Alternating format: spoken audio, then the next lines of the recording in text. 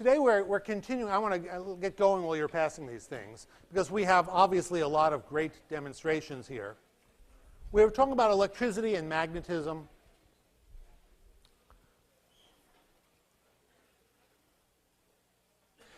Magnetic recording is used all throughout our culture. We use them on the hard drives. The hard drives in your computer is a disk of metal, a thin disk of metal that's spinning. Tension. Tension. And on it, an electromagnet, a coil, is made into a magnet, and it makes the metal magnetic by making the electrons twist around so they're all facing the same direction. When it gets to the next piece, it can make them twist the other way, and that way it can record north, south, south, south, north, north, south, which we interpret in terms of ones and zeros, and you can record letters of the alphabet that way. That's magnetic recording. The same thing is done on the back of your credit card, if you have one. There's a little magnetic strip. Someday these will be replaced, but they work basically the same way. Whenever you use a credit card, there's that magnetic strip. Consists of easily magnetized materials, generally something called a ferrite. It has little bits of, or it could simply be iron oxide. When you pass this through the machine picks up the little bit of north, south, south, south, north, north, north, south, north, south. That little bit of code, your name is encoded in that. And so is the number. Everything that's on the front is recorded in that magnetic strip. If you happen to bring your credit card too close to a magnet, it could change that, and then your magnetic credit card doesn't work anymore. Magnetism is wonderful. There's so many urban legends. I particularly enjoy it when my card doesn't work. And then the person behind the stand says, oh, let me take it. And then what he does is he does this. And then he runs it through, and it works. And that, well, it doesn't always. Sometimes it doesn't. Then he says, your card's really dead. Okay? I want to do this. This is something I want to do next time. When he says it doesn't work, he says, give it to me. I'll say, no. Let me do it. Okay. It'll work half the time. It'll work just as well. This doesn't do anything. But people are convinced that because it works once, it must work all the time. And if it doesn't work, then it's really badly demagnetized. But you do anything you want. You know, you can do, okay, let me do the following. There's all sorts of urban legends about magnetic things. Your card can become demagnetized. What does demagnetizing mean? It means when you're putting a signal there, all the little magnets are lined up in a certain pattern. Now you run a magnet past it, and they get messed up. So you don't want to keep a magnet in your pocket next to your credit cards. There's another way you can lose the magnetism. And that is if you heat it up. Now, usually you don't do this with your credit cards. But if you take this magnet and simply put a torch on it until it's really hot, what happens with this magnet, all the electrons are all lined up the same way. Not all, but a large number of them are. That's why the magnetism is so strong. They're all giving the same kind of magnetic field. You heat them up, and they get hotter and hotter, and then finally they get randomized. That has a name. It's called the Curie temperature.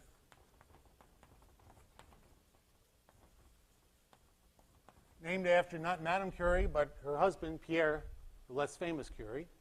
And it simply says if you heat something up enough, it will lose its magnetism. Because of that, it was a mystery how the Earth can be magnetic. Because people used to think, oh, the Earth is a big magnet, and it has lots of little magnets all lined up, and that's why our compasses work. But then it turns out the inside of the Earth is very hot, in large part because of radioactivity in the crust, producing the helium, also producing the heat that gives rise to volcanic eruptions. So it's hot in there. In fact, it's above the Curie temperature. So the Earth, 100 years ago, the origin of the Earth's magnetism was considered by Einstein to be one of the great outstanding problems in physics.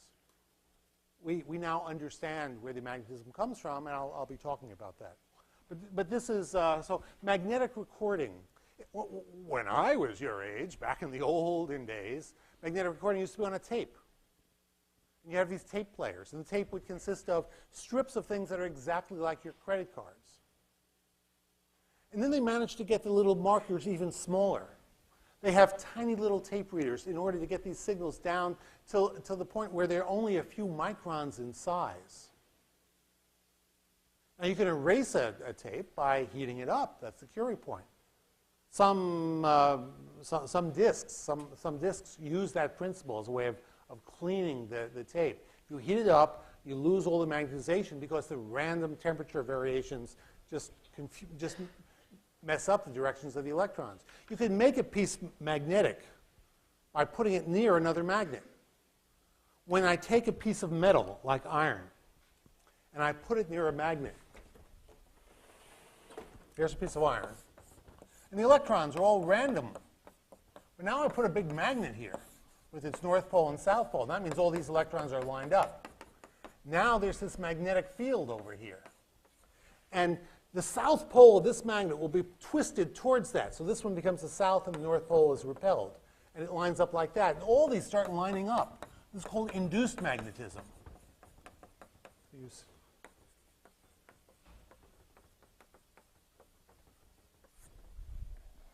And you put a piece of metal that has these electrons. It has to be the right kind, the kind where the electrons are free to move around and rotate. And you put it next to another piece of iron, and it becomes a magnetic material. In some of them, as soon as you take this magnet away, it'll go away. This is called induced magnetism. Now, one of the uses of induced magnetism, a curious little use, one that I became aware of, especially during the Cold War, was one of the great military secrets of World War II, is finding submarines. You have airplanes and boats. Again, this was a secret at that time, would have coils of wire designed to detect the magnetism of a submarine. Now, this is the way it works. You take a submarine, and suppose it's made out of iron. There's a submarine. The Earth has a magnetic field. And the magnetic field goes from the North Pole to the South Pole. It has this force field. That tends to line up the magnets in an iron submarine or steel submarine. So the submarine, just as this metal, when I put a piece of metal near it, the metal becomes magnetized. The electrons in the metal tend to line up. The electrons in the submarine tend to line up because of the presence of the Earth's magnetic field. Now, suppose over here you have a very sensitive magnet. What are you going to pick up? You're going to pick up the Earth's magnetic field. You put that same magnet over here and ask, what will it detect? And the answer is, it will pick up the Earth's magnetic field plus the presence of this big magnet underneath the water. So this became, still is, one of the major methods used to detect submarines under the ocean. Water is often pretty murky. You can't see under it very well. You think, oh, send a light beam down and look at the reflection, or just put your face in the water and look at it. But water is too murky to do that. And if you're flying above the oceans in an airplane, this is the primary method for finding a submarine. The result is, down in San Diego, I've seen this. When the submarine turns in the magnetic field, it picks up its magnetism, and some of that magnetism stays with it, even when it turns. So before a submarine goes out to sea, what they do is they put the submarine here in the dock. It's picked up some magnetism that hasn't gone away. That magnetism may be fairly strong. What they do is they put this inside of a big coil. I've seen this. They put the submarine through a coil. And they turn the coil on to turn the coil into a magnet in such a way as to re-scramble all of these magnets. So when the submarine leaves port, it's not such a strong magnet. They do that to minimize the detection in case there's a war or someone else is trying to find our submarines. Similar thing happens when you take a library book out, or if you buy a book at a bookstore. You may notice that when you buy a book at a bookstore, they put it through a machine. And if they don't put it through that machine, then when you walk out of the room, an alarm goes off. What's happening these days is basically all books are being sold with little magnets inside. They're actually little pieces of metal that can be magnetized. And when they're placed in the book, they are magnetized. So you buy a book, and it'll have a little magnet in it. The magnet is, this is one of several ways these things work. They have different devices. It's been a very active business to patent ideas for book detectors. Put a little magnet on the inside. Then when you walk out, if you haven't paid for the book, when this magnet goes through, it goes through a magnetic field detector. I'll talk about how those work in a moment. But typically you walk through a bunch of wires. A moving magnet going through a bunch of wires will cause electricity to flow. We'll talk more about that in a moment. So if you're carrying this magnet out, the magnet detector will detect you have a magnet, set off an alarm. You go, whoops, oh, I forgot to pay, and they make you pay. What do they do when they put that book through their special machine? What they're really doing is scrambling the magnet. They are demagnetizing it. They do that through an interesting way. What they do is they start turning the magnetism every which way. They're actually applying a rapidly changing magnetic field to the book in order to scramble the magnet on the inside so it's no longer a magnet, and then you can walk out. The way these things work, credit cards, library books, airport metal detectors. What is it they do when when you're walking through and they say, oh, take off your belt buckle? What are those doing? Those are all basically working on induced magnetism. But let me discuss the physics of this so you can see how all of these things work.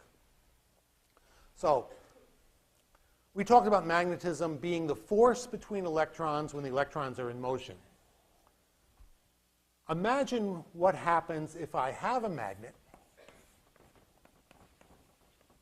and I move an electron past it. If the electron is static, if it's not moving, it doesn't feel any force at all, because magnetism is the electric force that you get when something is moving. If it is moving, then there will be a force on it, depending on the sign of this charge. There are all sorts of tricks to learning whether it will be pushed or pulled, things that I'm not asking you to learn. Physics majors learn things called the right-hand rule, and they learn things called the left-hand rule, and all sorts of rules in order to get the direction of the force. But if you need to know that, you'll hire a physicist. So pay less than you're getting. But the key thing is, if this thing is moving, then there's the magnetic force. And so this thing can be deflected. It will be deflected if it's moving. Depending on, if it has more charge, it'll be deflected more. If it has more mass, it'll be deflected less, because there's a force on this thing. And if it's very heavy, it gets deflected just a little bit. This is the principle that Saddam Hussein used to try to obtain uranium before Gulf War I. This is the thing called the calutron. It was invented by Lawrence and named after Cal. Very simple device. The insight was recognizing that in the limited time they had in World War II, that you could build enough of these things to separate enough uranium to make a uranium gun-style bomb. The design is relatively simple. Basically a big magnetic field, and for the case of the calutron, you take uranium, which consists of uranium-235 and uranium-238, you turn it into a gas, and you put extra electrons on it, so it's charged. Then these particles, as they're moving with the charge, will feel a force due to this. They'll feel the same force because they're moving at the same velocity. But the uranium-235 will be deflected more because it's lighter. So you get the uranium-235 over here and the uranium-238 over here. And you put a metal plate, and you get these little splots on it. And you scrape off the spot, and you have a little bit of uranium-235. It's based on magnetism. The fact that a charge moving in a magnetic field will feel a force on it, and because of that force, it'll be a sideways force, it will be deflected. The same principle is used in the old-fashioned TV monitors, like this one here. That's actually a little TV screen. The TV tube. How does a TV tube work?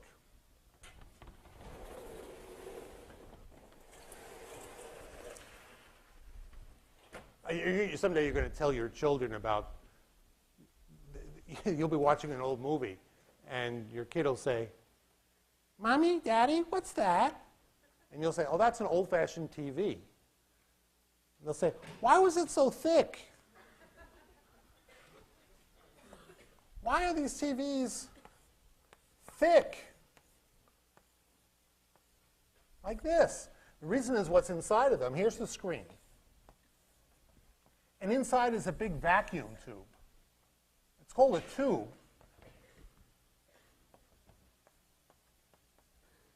The air is pumped out. That's what makes these dangerous. If you crack this thing, right now the air is pushing in at about 15 pounds per square inch. They make it such a shape that it holds that force. If you crack it, everything will implode and shatter and pick up this velocity when it's imploding that the pieces will go flying around the room. And it's very dangerous. But this is the technology we use. Here at the end, they put what's called a cathode. A cathode usually consists of a hot wire. It's like a light bulb wire, except this wire is a special material, usually made of something where the electrons get heated up, and they get so hot that they actually bounce off the wire. So this emits electrons. And the key reason it emits electrons is that electrons are light. And because they're light, when they pick up the energy everything else has, they're moving very fast. Remember that from the second week? Light things pick up the same energy, but if it's really light, it's going to be moving fast. So the electrons actually leave the surface of that wire. Then they put here a positive charge. Let me draw this a little bit bigger over here. So here's the wire. This is called the cathode. Over here, they put a grid of wires that are positively charged. So this has a negative charge. Electrons come off. They see the positive charge on this, and they're attracted to it. So they pick up a lot of energy and momentum going in this direction. So the electrons, which basically people say they boil off. They're so hot that they have such a high velocity that they leave the metal. They see the positive charges here, and they're attracted to them, so they pick up a lot of velocity, a lot of energy. In terms of volts, they pick up maybe 50,000 electron volts of energy, 50,000. A little battery for your flashlight is 1.5 volts. This is 50,000 volts. This is a voltage comparable to what I get here.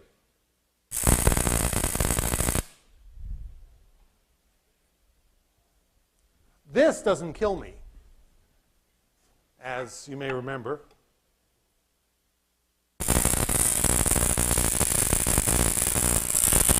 Because it's relatively low current.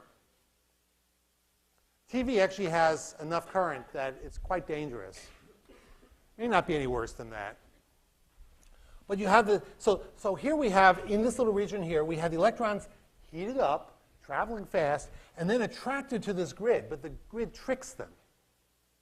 It pulls them really fast, but most of the grid is empty space. It's a series of wires with a lot of space in between. So these electrons get going really fast to the grid, and as they're getting close, they miss the wires, and they come on through. So we get a beam coming through here of electrons. It used to have another name, because they didn't know they were electrons. Since it came from a cathode, this was called a cathode ray.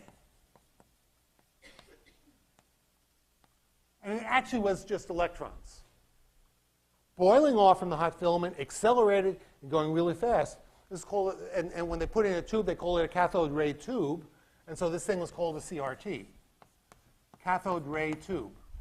And it's what televisions all used to be like, and many of them still are, especially the less expensive ones. Now this beam will come right here and hit a spot. This is made of phosphorus, or phosphor, not phosphorus anymore, but something that glows when it hits it, so you get a bright spot on the screen. If you want a dark spot on the screen, you basically turn off the anode, make it so that it's not accelerated, then you get a dark spot. Bright spot, dark spot. In a cathode ray tube, then what you do is you want to put that spot up there. How do you do that? Well, you use the same thing Saddam Hussein used. Not there. Where was it? The calutron. So you put here some coils to create a magnetic field. That will make this beam deflect and come up here and put the spot there. So by changing the magnetism, you can change the position of the beam. And that's how a cathode ray tube works. It has magnets here that are changing. So the beam hits here, here, here, here, here, and then it changes it, and it sweeps across the picture. The brightness depends on how strong the anode is. So they can change the brightness. In a color picture, they just have things here which are different colors. Red, green, and blue. So you make it a certain brightness when it hits the red one, a certain brightness when it hits the green one, a certain brightness when it hits the blue one. You put together a photograph. We'll talk more about how you get full color out of 3 colors next week or 2 weeks when we talk about light. But this is basically how a cathode ray tube works, by deflecting the electron in a magnetic field. The television set has these magnets right here. They're electromagnets. They're magnets that turn on when you have electricity going through them. Let me turn this on. It becomes a magnet when the electrons are moving in the circle, and it pulls this iron in. That's the way. This is exactly how car doors work, by the way. They have a coil like this. They have usually another magnet here, and then they can push or pull that magnet once the electricity starts flowing. So we have these principles. Think about the physics principles that I'm talking about. One of them is moving electrons create magnets. The other principle is when an electron is moving in a magnetic field, it will feel a force and be deflected. Those are the 2 key physics principles that we're going to be making use of for all sorts of applications. It's an interplay between magnetism and electricity. Sometimes I say magnetism is just another form of electricity. But it's helpful to use the 2 terms, the electric field being the part of electricity that's there when the particles aren't moving, static electricity, just charges attracting each other, the magnetic field being that aspect of electricity when charges are moving. The magnetic aspect is something that is sufficiently different conceptually that we like to use the term magnetism, even though it's fundamentally electrical. Now, the 2 principles, as I said, are that if you have a moving electron, and it could just be a spinning electron, it creates magnetism. The magnetism will put a force on any electron that's moving. Let me now make an interesting application of that.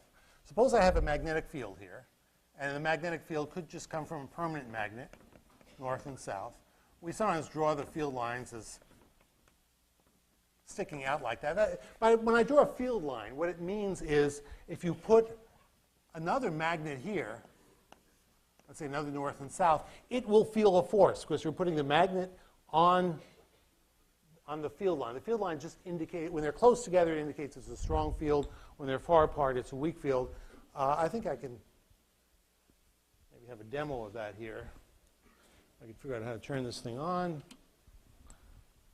and lower this. And maybe lower the lights a little bit. And there you see the image of a magnet. And let me take these little pieces of iron here, and I'm going to sprinkle them on. These are tiny little pieces of iron. Sometimes they're called iron filings because you make them by filing with an iron. And you get an image of what that magnetic field looks like. Because the magnetism tends to make the iron line up in a certain way. So here we're visualizing the magnetic field around it. I can take another magnet. Where's another magnet?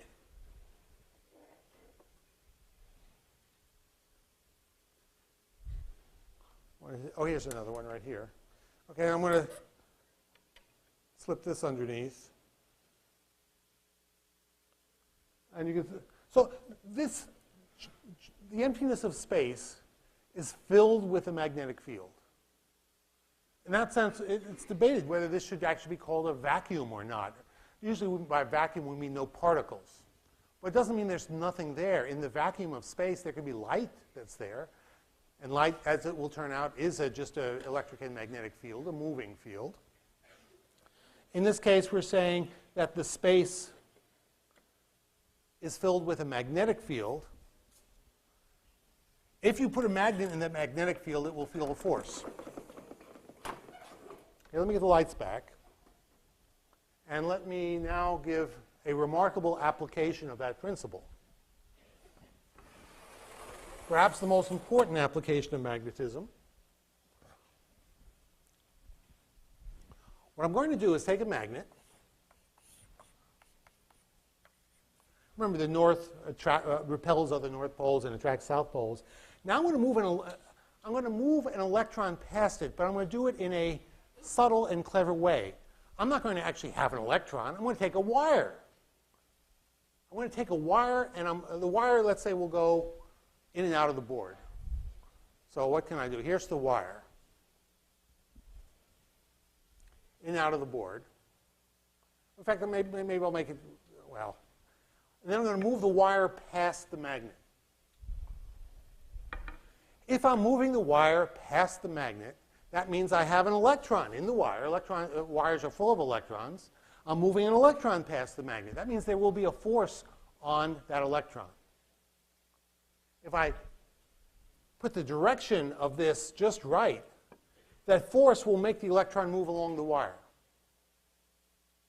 What I'm doing is I am creating a way of generating electricity. And this is the way virtually all of our electricity is generated. In the power stations, the electricity that comes through the wires, it is created by taking a strong magnet and moving a wire past it. When you take a strong magnet and move a wire past it, you're moving electrons past it. Those electrons then start moving along the wire. That's what a generator is. A generator is simply, you take a wire and move it past a magnetic field. Now, why does it take any energy to generate electricity? Well, the reason is, with that electron moving through here, this is going to be hard to push it through the magnetic field. It will resist. There's current flowing in this because the electrons are moving. That current flowing makes a magnetic field around here. That magnetic field works with this magnetic field to make it hard to push. So I need a nuclear power plant or an oil-generated power plant or something like that to force this wire to go past the magnetic field so that electricity will flow. That's how we generate our electricity, by moving wires past magnetic fields.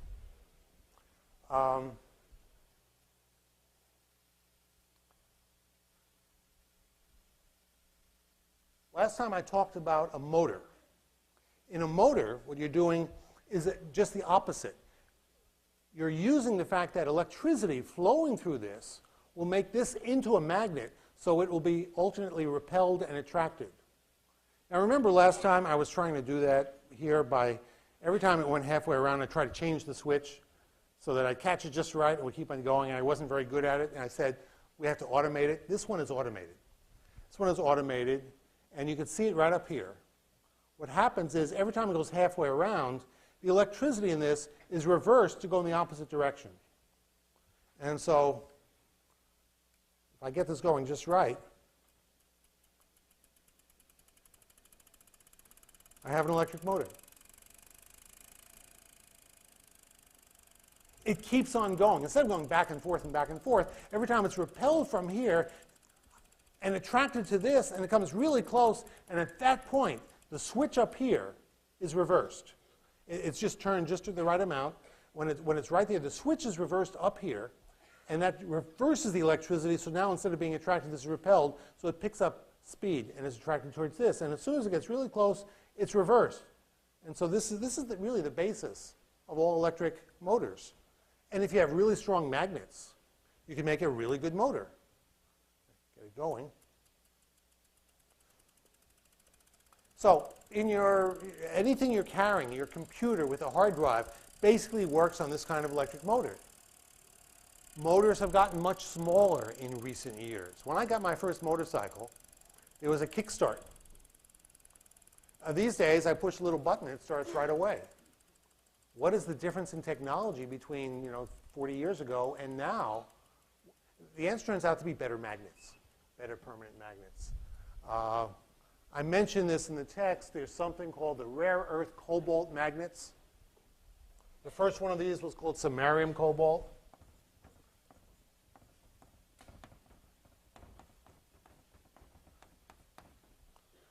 Samarium is up there. It's one of the elements on the periodic table. It's in the so-called rare earths. It's down here. My laser is stuck in my pocket, number 62.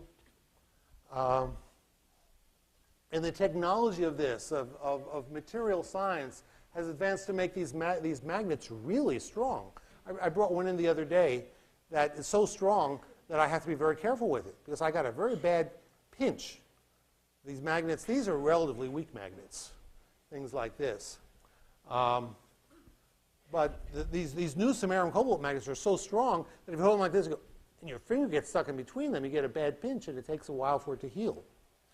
These strong magnets are now in use in your computers to make really small motors that don't use up too much electricity, because you can get a stronger motor by having more electricity or more magnet. By having these powerful little magnets, they're wonderful. How does a earphone work? It has a little magnet in it, usually a little samarium cobalt magnet or some other rare earth magnet. So an earphone works in the following way.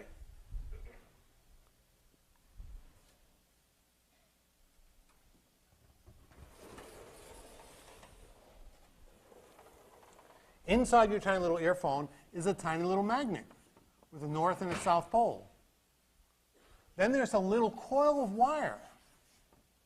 That coil of wire is like this coil of wire. When electricity flows through it, it becomes a magnet. You make the electricity flow one way or the other way.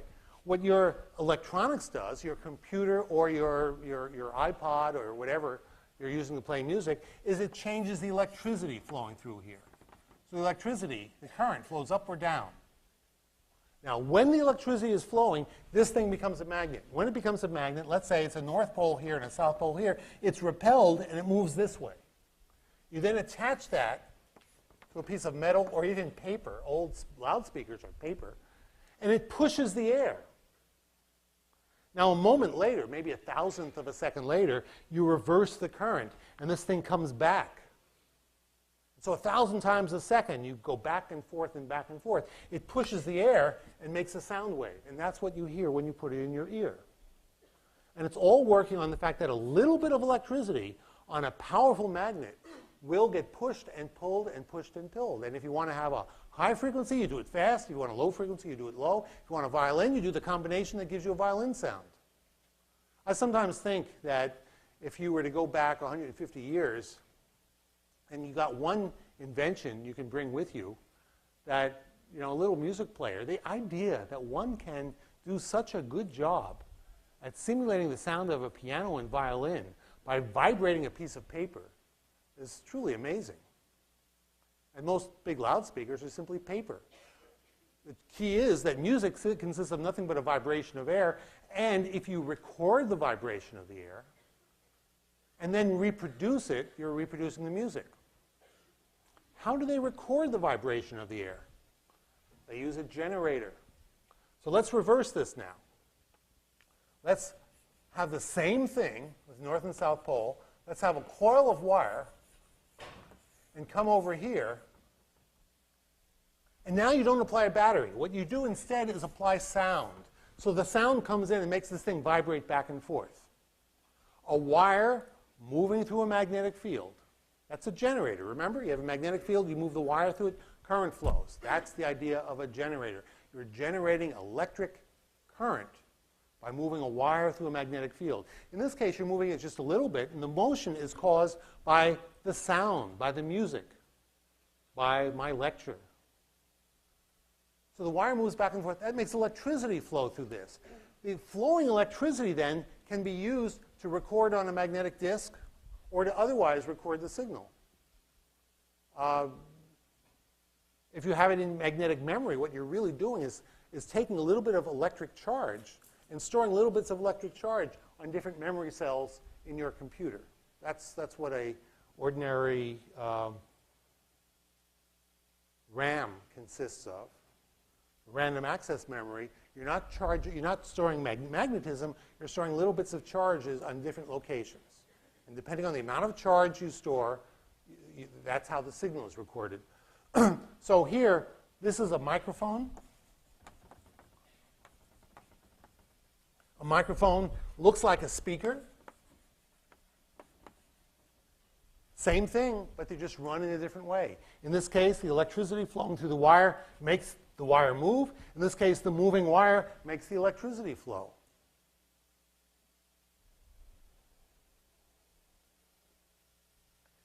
Same. Now, here's a little bit more complicated example. A metal detector in the airport. Let's see. I think I have a little metal detector here. Let me lower this.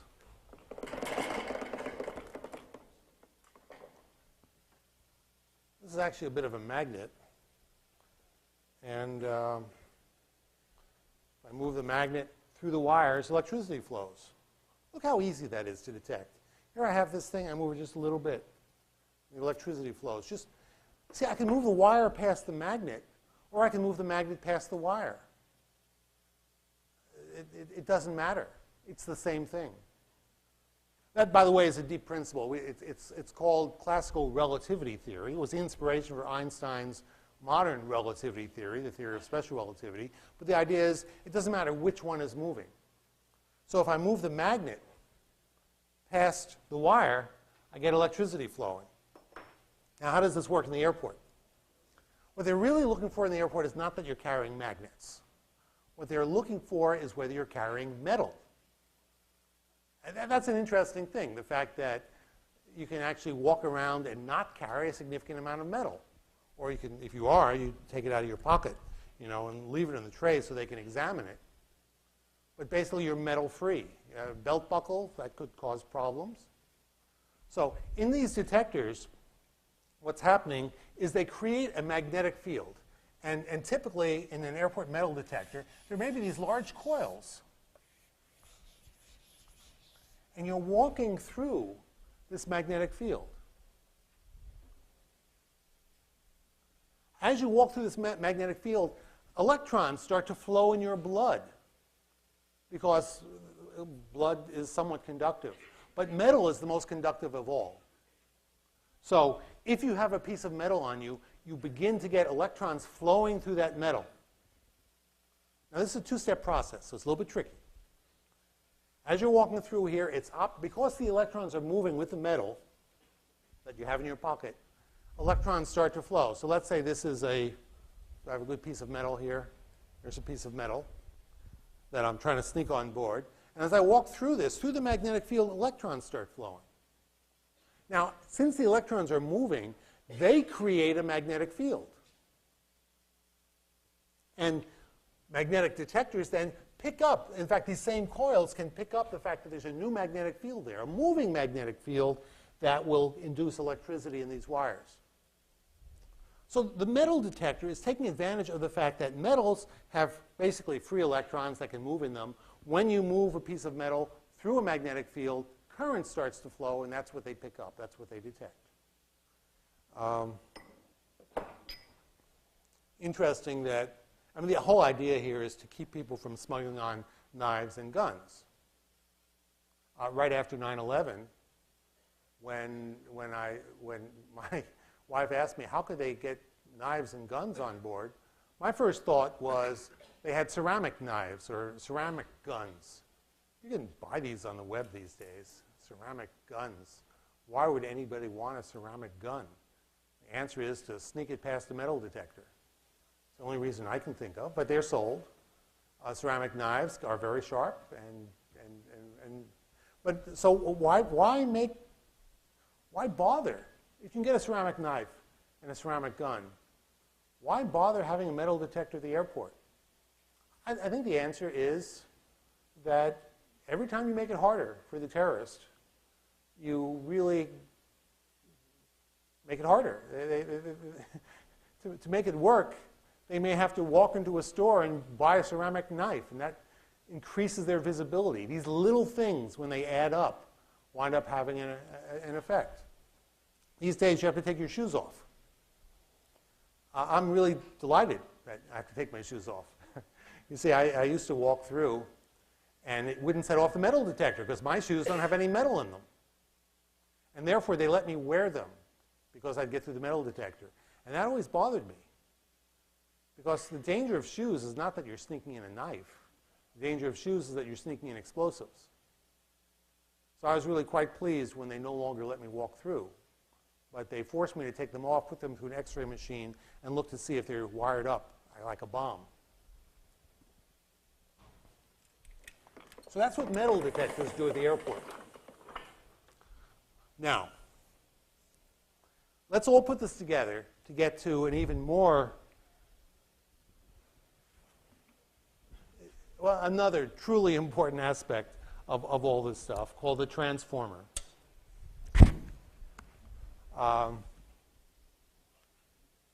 One of the great practitioners of the transformer was Nikola Tesla. And he wanted to take advantage of the transformer to make electricity more useful. So here's how a transformer works. Let me see what I have left here. Any blackboards? Yep. There's one down there. In a transformer, you have a coil of wire, and then you have a second coil of wire. Through this, you put a magnetism. And if you have current flowing through this, and this is just sitting here, there'll be no force on the electrons because nothing is moving. Nothing is moving. Only electrons moving will have a force on them in a magnetic field. But now if you make this into a changing magnetic field, by making the current go first one way, then the other way, and so on, a changing magnetic field will cause these electrons to move. It doesn't matter whether the magnetic field changes or the electron moves. This is the basic idea of a transformer. A changing magnetic field will put a force on the electrons. These electrons will start moving then. Which means here we have two separated wires, and you're making a signal here, create a signal over there. Making it look a little bit like a radio. Not quite a radio. This is called an induced current. And the remarkable thing about this setup is that the electron will pick up a certain amount of energy when it goes around the loop. When it goes around the second loop, it'll pick up more. The more loops you have, the more energy it will pick up. The result is, and this is the key concept of a transformer, is that you can start over here with low voltage electrons, VOLTS, volts, which means low energy electrons, and here the electrons will pick up more and more and more and more energy. This is going to be high volts. And that's why it's called a transformer. It can take current that's low voltage and turn into one that's high voltage. That turns out to be very important for practical use. That's typically what a transformer will do. We have a transformer here. Here are two coils. This one has just a few turns in it. This one has a zillion turns in it. I counted them myself. 1 zillion. They are not touching. This second wire here is not touching the first wire in any way, but this first wire is making magnetism in here. We make the magnetism change. With this device, we make it change very rapidly. Because if it changes rapidly, you get a bigger change here, more voltage. This second coil here is not touching anything except for the magnetism of this first coil. Now, typically, I like to turn on a little bit of air to make this spark work better. So let me do that. Let's see if I turn the right one here. Okay.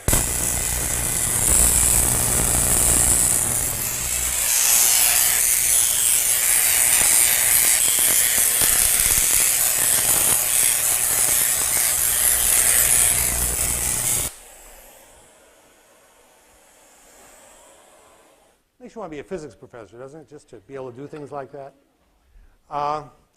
Now, what we've done is by having a lot of turns here, we get very high energy electrons here, energetic enough that they can go across that much air. The other value to having high voltage electricity is that you can send it through a wire. Now, the power that you send, the energy that you send is actually, or let's say the energy, is equal to the volts times the number of electrons. If you want to send a lot of energy, you could send lots of electrons, or you could send lots of volts. You don't have to do both. So this is the trick. You want to send electricity through a wire, but without too many electrons. And the reason is, if you have lots of electrons, it heats up the wire, and you have energy loss. If you have a very small number of electrons, that's called low current. Then you send it at high voltage. So the industry of electricity does this in the following way. They will take the low voltage energy that comes out of their power plant. They use a transformer to make it very high voltage. That way they don't have to send very much current. Current is typically measured, as I mentioned last time, in a unit called amps. 1 amp is 6 times 10 to the 18th electrons, a number you don't have to know. Electrons per second. So to transfer energy from one location to another, they put it in a transformer to make it very high voltage. That way they don't require very many electrons. With a small number of electrons, they don't get much heating in the wire. The high voltage electricity comes to your home, where it will kill you if you touch it. So at that point, they use another transformer. This is why on the poles near your home, there's a transformer. Every now and then, one of these burns out, and you lose your electricity. But the purpose of the transformer is to take the high voltage and do it backwards to make low voltage. To do it backwards, you'd put your high voltage through this coil, and you'd take the low voltage off the small number of turns. Now you have low voltage into your home, which is relatively safe. The reason it's made low voltage is to make it safe, so you're less likely to get so you it is less dangerous if it is low voltage. How low should it be? Well, this is a debate. Edison thought 120 volts was pretty dangerous, and he tried to make his point about how dangerous it was by using 120 volts to execute an elephant. And you've done your reading. I don't know how many of you clicked on the link to actually see Edison's film of the execution of the elephant. It's not as bad as it sounds, but it's pretty bad. You watch the elephant die. And he, of course, had invented the motion picture, and he wanted to show that high voltage was really dangerous, whereas Tesla wanted he wanted high voltage so you could have a power plant here, and then miles away you could have your home. At low voltage, you would need to have so many electrons that you would lose a lot of energy. So Edison wanted to have a power plant really in every block of the city. Have a power plant here, a power plant here, a power plant here, and everyone's near a house, and that'll work fine. He was going to use low voltage. Tesla wanted high voltage. High voltage, you need to be able to change the voltage when you get to the house. That means you require AC, alternating current. Because the alternating current means it changes up and down. That's what you need in a transformer. You need a changing current in one to be able to get the current in the second one.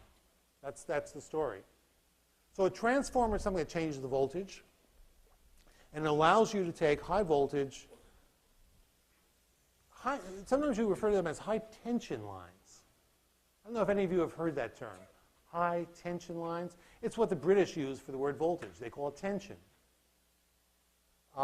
Sometimes an analogy is made of that. These are basically very energetic electrons. And when you are driving through the countryside and you see these huge high power lines far separated, the reason they're separated from each other is because they're high voltage. And eventually, if you make the separation big enough, the electrons won't jump from one to the other. On a damp day, some of the electrons will jump into the air because the air will get a little bit conductive. And you'll notice this when you're driving near the high voltage lines. You may notice it because you'll smell the ozone. The electron avalanche occurring here, making this big spark, tends to rip additional electrons off the oxygen. Those causes the oxygen to form O3, and the O3 is what we call ozone. Sometimes you'll smell that. Sometimes there'll be some sparking, and as you're driving past, you'll find your radio doesn't work so well. And the reason is when you get sparks from the high voltage lines, that creates electromagnetic waves. We'll talk a lot more about that next week. So that's the story between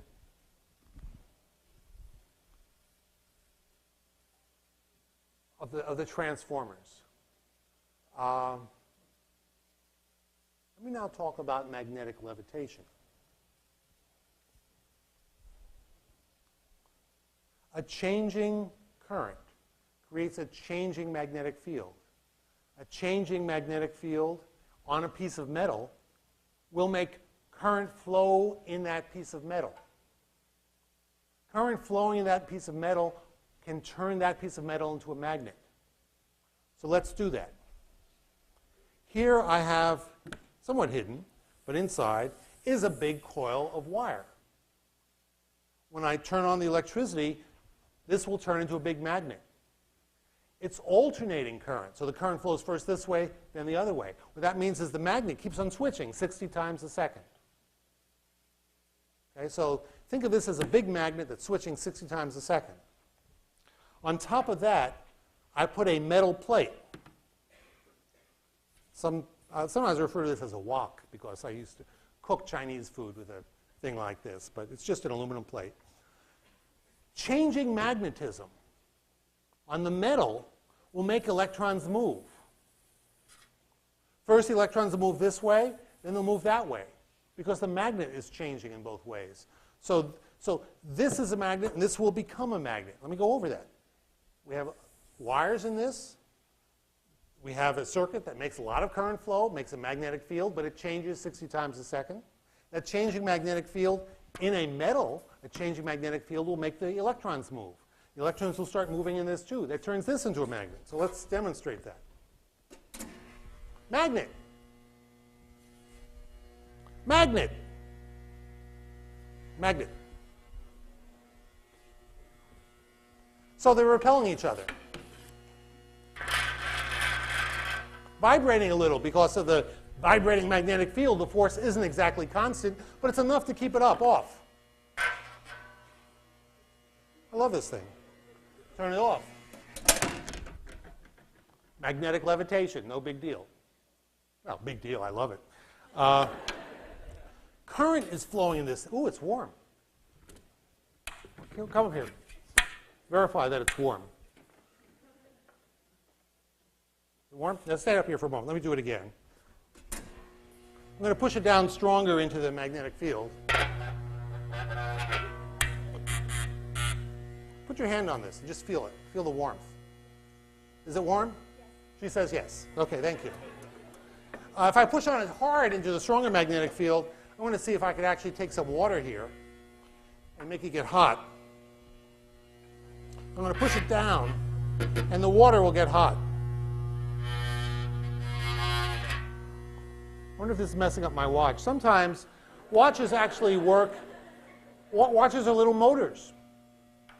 They have electric current and little magnets in them. And the electric current goes and makes a little motor. It's just a very slow motor. That's what a watch is.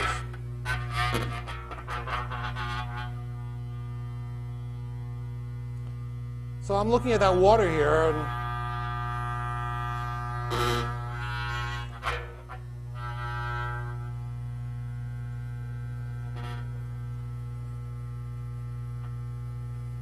the water is boiling. I don't know if you can see that.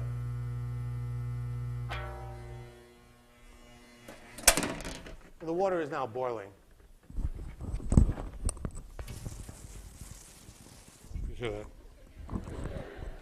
This device is actually used in industry as a heater.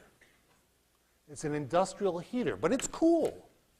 What you do is, suppose you want to heat something which is highly corrosive, so corrosive that you can't even put it in a metal container.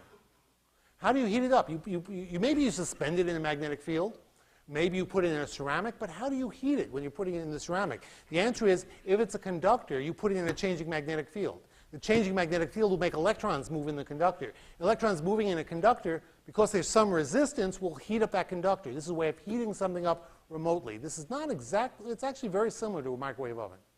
But this is an industrial induction heater that's used to heat up things. It's one of the practical applications. How are we doing on time? Now that my watch I don't trust anymore. What time is it? Where's the clock of this? There it is. Okay, we have a few minutes. It did mess up my clock a little bit. Okay. Let's do the same thing here. Here I have a magnet. Well, it's not a magnet. It's, unless there's current flowing. Let's make current flow through it by pushing a button. There. Whoops. There. For a second, current flew. It was a magnet. It's one of the least interesting demos I do. But if I take a coil like this, here, so a piece of aluminum. Now, if I'm going to put this here, what's going to happen? What's going to happen is when the magnet field is turned on, there will be a changing magnetism here. A changing magnetism will make electricity flow in this ring. Electricity flowing in this ring turns this ring into a magnet. So now we have two magnets, this magnet and this magnet, but only when I turn it on. Wow. Okay? So what happened was, turning on electricity made a magnet. The magnet was changing. Because the magnet was changing, you could either get the metal moving or the magnet changing. They're the equivalent. That makes electricity flow in this. It turns this into a magnet, and they repel each other. This has many different names. The most interesting which is this is one version of what we call a rail gun. The thing about a rail gun is if I design it really right, I can make this thing go super fast. It's the best kind of, fastest kind of gun you can get. These are the sorts of guns that people propose for shooting things into space. Put one of these on the moon, and you could, see, ordinary explosives, the fuel comes out at a certain velocity. Once you're going faster than that velocity, and you're shooting fuel out backwards, you're not getting all the energy out because the fuel is coming along with you. You're wasting energy. This is why rockets can't get going very fast without using enormous amounts of fuel. But a rail gun, you can make it go really fast because it's limited, it turns out, only by the speed of light. You make this thing long enough. So the highest velocities we get from guns these days are from magnetically driven guns. There are lots of different kinds of designs. You don't have to know all the different kinds of designs. Here's an interesting one. Watch this one. This is also aluminum, but watch. Nothing. What's the difference between this and this? How about this? What is this? This is copper. Whoa! A little dangerous. Okay. We're doing time. There's a difference between these two. And I don't know if you can see it. This one, someone has sliced right through there, a little cut. So the difference is on this one, the electrons flow around in a circle. In this one, they flow around until they hit that little cut. They can't go across. And they begin to build up, and they repel other electrons, so the current stops flowing in this one just because the circuit is broken, because there's a little slice in there. I don't know if you can see. Oh, good. You're focusing on that. There's a little bit of an opening there. I don't know if you can see that little bit of opening. See a little bit of little crack up in there. So sometimes, you know, why does this one work? Whoa! This one doesn't. Whoa! Okay. I'll try this one now. Now, this is a kind of magnetic levitation. Now, how do you make magnetic levitation? You need a changing magnetic field. People talk about magnetically levitated trains. The typical way a magnetic levitated train works is they will attach magnets to the base of the train. So, I'll draw a little diagram here. We don't really have a good demo of this, but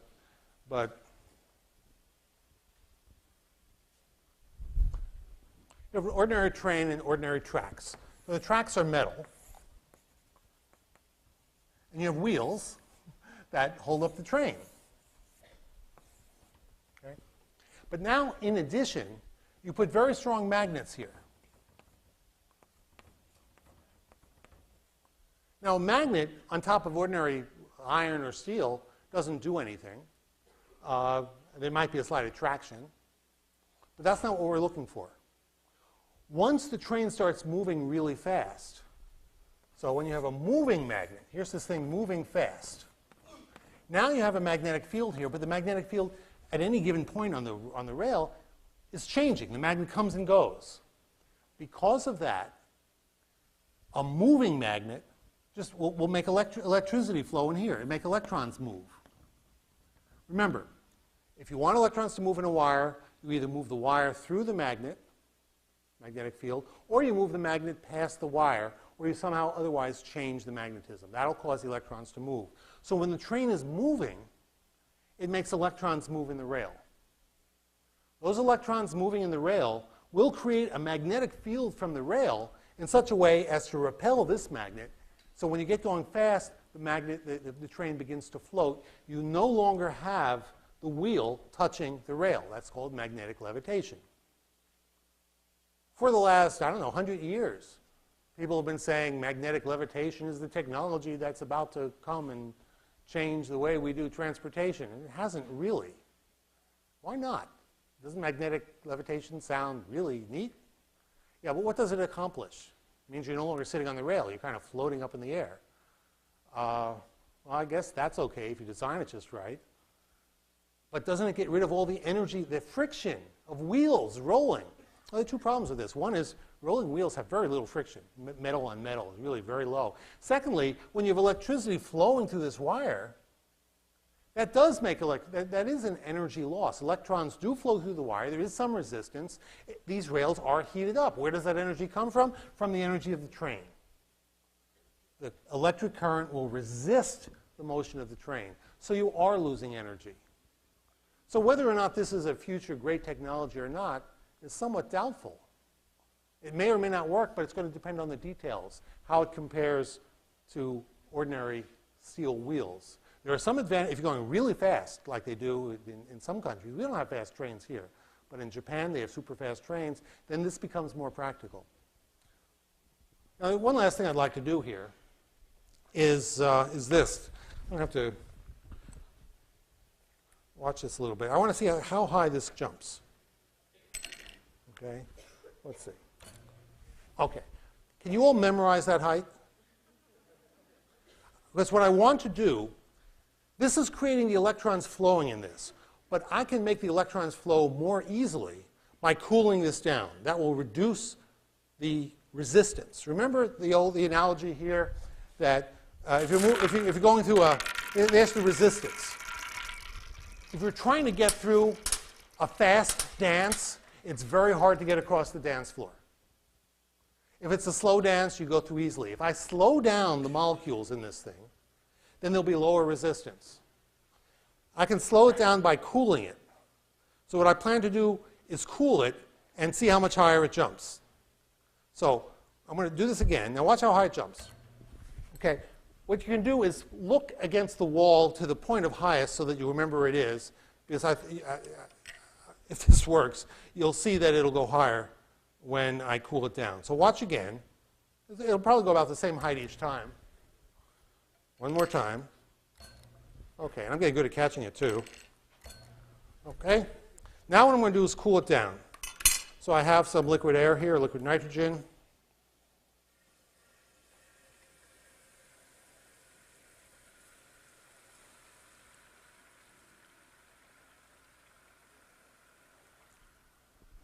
So you may want to zoom back. Everybody can see up there. You may want to zoom back a little bit so that you can see better how high it jumps. Right now the air is boiling because it boils at minus 70, at 77 above Kelvin, minus 100. Well, it's not a superconductor. Highest temperature superconductors these days are about minus 123. Those are what we call high temperature superconductors, as most of you know. But this thing is cooling off now to about 77 above absolute zero. It's much colder than ice, enough so that I think you'll see the effect.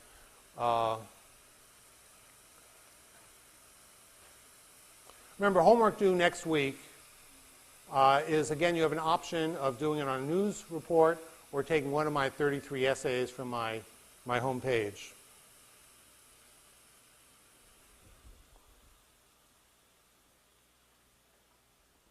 Okay, this is stop boiling, which means it's really gotten down to, is it? I'm going to get it really good and cold. I want you to be able to see the effect. Okay, so now through the effect, memorize the spot, try to watch it, see if it goes higher. Okay, here we go. Ready?